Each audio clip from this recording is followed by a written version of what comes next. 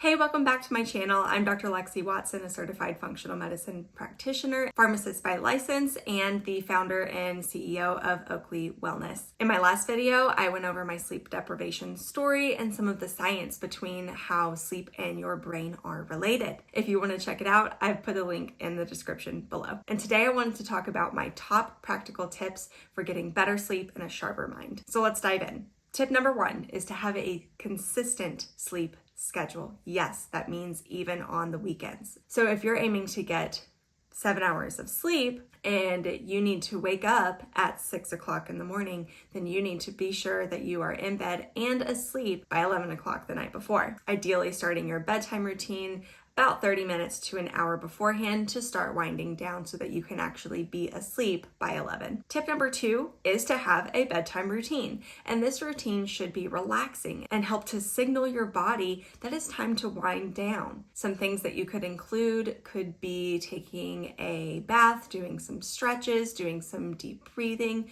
reading. There's a lot that you can do. But one thing I wouldn't recommend is sitting and watching TV or scrolling on your phone. That does not mean that you can't enjoy those things earlier in the evening, but they don't have a place in your bedtime routine. That needs to be time set aside for you to wind down. And the blue light and often the content of the screen time is just too stimulating. And that leads me to tip number 3 is to optimize your sleep environment. This does include electronics and blue light. So research shows that an optimal sleep environment is a room that is completely dark or as close to dark as you can get. If you need a night mask or blackout curtains, that's totally fine. The temperature should also be about 65 to 68 degrees, and you may need to work your way down to that temperature. That's totally okay. And ideally, your sleep environment would be free or as close to free as possible of blue light and electronics. So that does include your phone. So if you use your phone for an alarm clock, we want to make sure it's at least 6 feet away from your head. One extra tip to help with your sleep environment is to block blue light from your eyes for about 3+ hours before you go to bed. Some devices have the ability to have a nighttime filter on their screen, but you can easily block the blue light from any source of blue light, including LED light bulbs, by using a pair of blue light blocking glasses. I love mine, and I'll share the link in the description below. Tip number 4 is centered around food and food timing. Certain foods are inflammatory for the body, and as I talked about in the last video, inflammatory foods are seen as a stressor on your body. So your stress hormone cortisol goes up.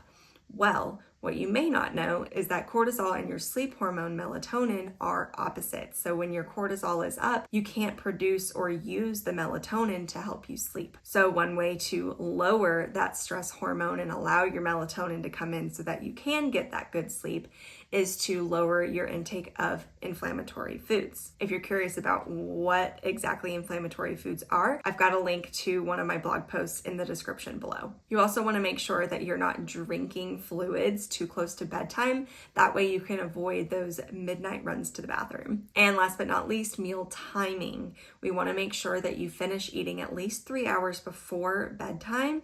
That way, your body is not focused on digestion when you're sleeping. It's focused on all those things I talked about in the last video. Number 5 is exercise. Exercise actually helps regulate your internal clock, especially if you can get that exercise in before noon. So while it can be energizing during the day, it will actually help you sleep better at night. And last but not least, stress management. I've talked a little bit about how stress negatively affects your sleep. So we want to make sure that we have stress management practices in place to help mitigate the daily stressors of life. Some ideas that me and my clients use include deep breathing, meditation, yoga, reading, bubble baths, and even just stepping outside into nature. Now, to sum up, my top tips for better sleep and a sharper mind are: number 1, have a consistent sleep schedule even on the weekends. Number 2, have a relaxing bedtime routine. Number 3, optimize your sleep environment. Number 4, mind what you put inside your body. Number 5, get moving and exercise.